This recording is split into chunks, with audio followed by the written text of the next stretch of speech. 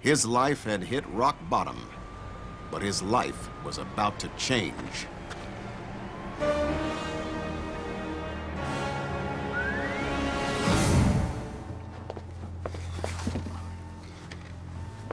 Chad, the government needs you back.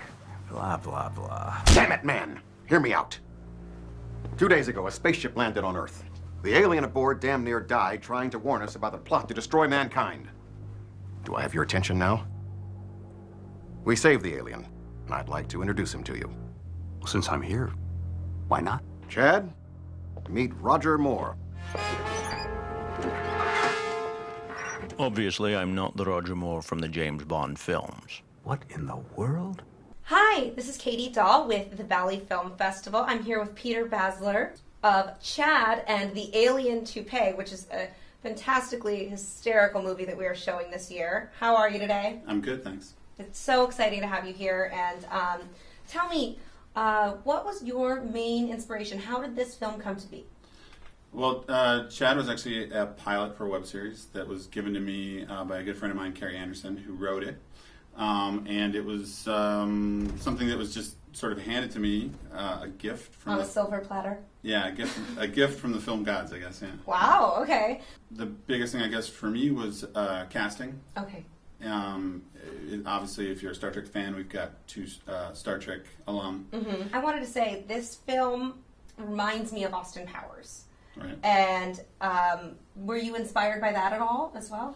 I think so. I mean, tonally, we wanted it to be a parody. We wanted it to feel like spy movies of the 60s. Mm-hmm. It definitely has that cult movie, that campy feeling. Yeah, I mean, we wanted it to feel goofy. I mean, even to the point that, like, we did the green screen stuff. We did a lot of green screen, but we didn't do it really well, kind of on purpose. Oh, okay. So it's like bad filmmaking on purpose. So, okay, I get it. Exactly, which also covers any flaws that we might have had in the movie. And also one of your other influences is James Bond.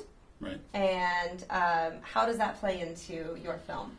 Well, I mean, obviously, the 60s films of the Bond films bordered on camp, especially You Only Live Twice, and then the Roger Moore films got really campy. Okay. And so that was just a big influence for the tone. Uh-huh. And your favorite James Bond movie? It's actually Casino Royale, but that one is very serious. It is very serious, unlike your film. But, yeah. You know, I mean, we all have different sides to us. This film was shot locally? Yeah. The only exteriors were Runyon. I mean, we were actually Griffith.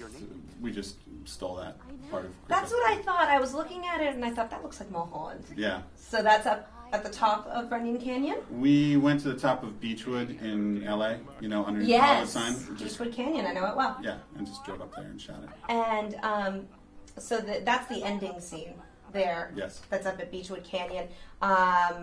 What do you think happens after the end of this film? Well, I actually know what happens because it's a pilot for a web series. Oh, okay. Wait, is this a secret? You can't tell me? It's okay. I mean, I don't want to spoil it. I can't really tell you. So. Okay, so it's a mystery, but we would love for you to come and see the film, and at the end, it's a cliffhanger. We don't know what's going to happen. What do you think is unique about the Valley Film Festival? Is it unique among the other festivals that are in LA? Well, I like it just because it's local. Uh-huh. I mean, that's great, and obviously there's a ton of talent right here. I mean, that's pretty evident, but it reminds you about how much talent you have right in your backyard. Peter, do you have anything else that you want to add about the movie or about Valley Film Fest or anything?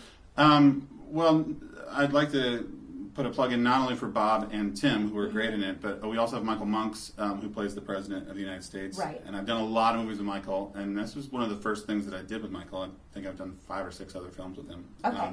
And Stevie Blackheart, who plays the evil barber, is great. And we have 2 other, if you're a Star Trek fan, we have 2 other Star Trek. The guy who plays Fred Ward, the astronaut, was in First Contact. And then our terrorist was in Star Trek Nemesis. So Star Trek fans, if you are a Star Trek fan, you will get a kick out of seeing 4 Star Trek actors in one short film.